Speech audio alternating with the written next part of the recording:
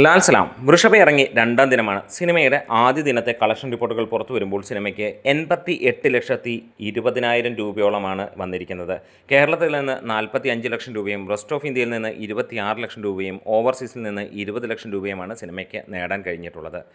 കേരളത്തിൽ നല്ല ലെവലിലുള്ള ഒരു കളക്ഷനാണ് ബാക്കിയുള്ളത് വെച്ച് നോക്കുമ്പോൾ. അതായത് ഒരു തെലുങ്ക് സിനിമയായിട്ട് പോലും മലയാളത്തിലാണ് സിനിമയ്ക്ക് ഏറ്റവും കൂടുതൽ കളക്ഷനായി വരുന്നത്. രണ്ടാം ദിനം സിനിമയ്ക്ക് 65% ഡ്രോപ്പ് എന്നുള്ളത് തന്നെയാണ് ഏറെയും ട്രാക്കേഴ്സ് പുറത്തുവിട്ട കണക്കുകൾ. ഇന്ന് കേരള ബോക്സ് ഓഫീസിലെ ഇതുവരെയുള്ള കണക്കുകൾ നമുക്കൊന്ന് നോക്കാം. കേരളത്തിൽ 405ഓളം ഷോകളാണ് ഇന്ന് ഇതുവരെ പ്രദർശനം നടത്തിയതായി ട്രാക്കേഴ്സ് പുറത്തുവിട്ട കണക്കുകളിൽ നമുക്ക് കാണാൻ കഴിയുന്നത്.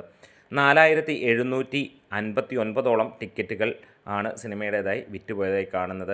സിനിമയ്ക്ക് 5% തിയേറ്റർ ഓക്യുപ്പൻസി. അതിനകത്തിൽ തന്നെ 7,83,000 രൂപയോളം സിനിമയ്ക്ക് നേടാൻ കഴിഞ്ഞിട്ടുള്ളൂ എന്നുള്ളതാണ്. അതായത് 12 ലക്ഷം രൂപയ്ക്കടുത്ത് 10-12 ലക്ഷം രൂപയ്ക്കടുത്താണ് സിനിമയുടെ ഗ്രോസ് ആയിട്ട് ഇന്ന് ഇതുവരെ വന്നിരിക്കുന്നത്. അതിന് മുകളിലേക്ക് പോകാനുള്ള ചാൻസുകൾ ഏറെയാണ്. എന്താണേലും മോഹൻലാൽ ഫാൻ പവർ തന്നെയാണ് നമുക്കിവിടെ കാണാൻ കഴിയുന്നത്. ഒരു പക്ഷേ ഇത്ര നെഗറ്റീവ് വന്ന ഒരു സിനിമ സാധാരണഗതിയിൽ ഒരു പക്ഷേ വാഷ് ഔട്ട് ആവേണ്ടതാണ്. പക്ഷേ ഇവിടെ മോഹൻലാൽ ഫാൻസിൻ്റെ നല്ല സപ്പോർട്ട്, 5,000-നടുത്തുള്ള ടിക്കറ്റുകൾ വിറ്റുപോകുന്നു എന്നുള്ളത് ഗംഭീരമായിട്ടുള്ള കാര്യമായിട്ട് തന്നെ പറയാം. അതായത് കേരളത്തിൽ നിന്ന് 2 ദിനങ്ങൾ കൊണ്ട് സിനിമ 55 ലക്ഷം രൂപ കടക്കുന്നു എന്നുള്ളതാണ്. വേൾഡ് വൈഡായിട്ട് സിനിമ ഇന്നത്തോടെ 1.25 കോടിക്ക് മുകളിലെത്തും എന്നുള്ളതാണ്. വലിയ ഒരു നിരാശ തന്നെയാണ് ഈ സിനിമ നൽകിയിട്ടുള്ള ഒരു ഡിസാസ്റ്റർ മൂവിയായിട്ട് തന്നെയാണ് ഈ സിനിമ വന്നിരിക്കുന്നത്.